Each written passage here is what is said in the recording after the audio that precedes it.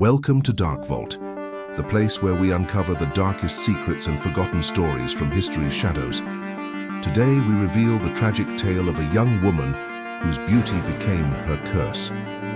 She climbed the steps slowly, only 22 years old, dressed in a simple white gown, her hair tied back. A hushed crowd watched silently. At the top of the stairs, the executioner's blade awaited. It was September 11, 1599 in Rome. Beatrice Cenci, noble, young, and strikingly beautiful, was about to lose her life. But why? Was it because of her beauty? Because she was a woman? Or because she dared to stand against a monster?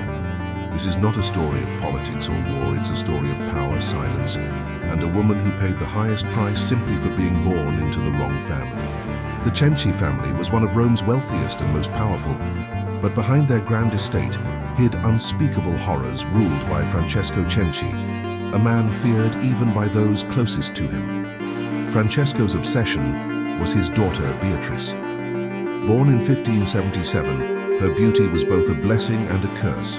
To her father, she was property to control, not a daughter to protect. Her childhood was a gilded cage, isolated and oppressed. When she turned 15, Francesco's control turned sinister. He invaded her privacy, made disturbing advances, and crushed any resistance. Servants whispered of screams, locked doors, and a young woman losing hope. Beatrice tried to escape her torment, sending secret pleas for help. But who would believe a young woman against a powerful patriarch? Francesco's influence reached the Vatican, silencing any opposition. When Francesco arranged her marriage, it was to maintain control, not to free her. But Beatrice found hope in Olimpio Calvetti, a kind soldier who treated her with respect. Their secret love blossomed, but when Francesco discovered it, he banished Olimpio and locked Beatrice away. The abuse worsened, and Beatrice realized she could only be free if her father was gone. With her stepmother and brother, she plotted Francesco's murder.